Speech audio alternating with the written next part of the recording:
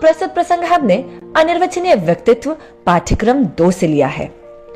तो बात उस समय की है जब आचार्य भगवंत का प्रवास अतिशय क्षेत्र महावीर जी राजस्थान में चल रहा था। तो बात अक्षय तृतीया के दिन की है। वैशाख शुक्ल तृतीया के दिन आचार्य भगवंत की केश लोंच की पारणा थी। अंगस्थ ब्रह्मचारी श्री शांतिनाथ जी, जो कि आचार्य भगवंत के गृहस्थ अवस्था के छोटे भाई एवं वर्तमान में उन्हीं के प्रथम मुनि शिष्य मुनि श्री समय सागर जी महाराज हैं। सो उन्होंने सोचा कि पारणा का लाभ लेने एवं आचार्य भगवंत के आहार अच्छे से कराने के लिए वे गुरुदेव के साथ आहारचर्या में गए। भावना तो यह थी कि निरंतराय आहार करवाऊंगा, परंतु कर्मों के कारण सब उल्टा ही हो गया।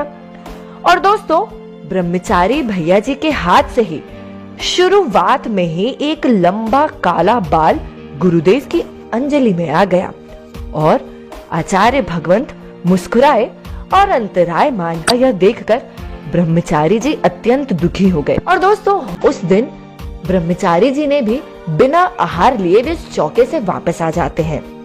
अब जब आचार्य भगवंत को यह बात पता चली कि ब्रह्मचारी जी दुखी होकर स्वयं भी भोजन ग्रहण नहीं कर रहे हैं, तो उन्होंने ब्रह्मचारी जी को समझाया कि आप 14-15 वर्ष के इतनी कम उम्र के हैं और राजस्थान की इतनी भीषण गर्मी को देखते हुए आपको भोजन ग्रहण कर लेना चाहिए।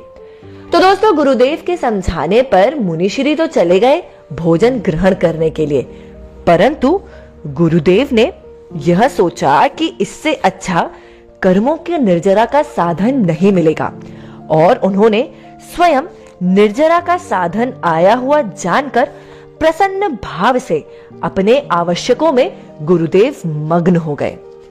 तो दोस्तों, धन्य है आचार्य भगवंत। केशलोंच करने से शरीर का जो ऊपरी हिस्सा होता है वह खिंच जाता है। जिनके बाल घने हो और मजबूत हो, फिर उनका तो क्या कहना। और दोस्तों, आपको बता दें तो आचार्य भगवंत के बाल अत्यंत काले, घने एवं मजबूत थे और उस पर राजस्थान की गर्मी के केशलोंच की पारणा में अंतर आए। सचमुच निराली है कर्मों की लीला। परंतु इसके बाद भी आचार्य भगवंत का इतने शांत स्वभाव से मुस्कुराकर इसे भी अपनी कर्मों की निर्जरा का साधन मानते हुए प्रसन्न रहना, यह तो उससे भी ज्यादा अद्भुत है। ऐसे संत शिरोमणि जगत आराध्य आचार्य गुरुदेव श्री विद्यासागर जी महामुनिराज के पावन चरणों में त्रिवार नमोस्तु।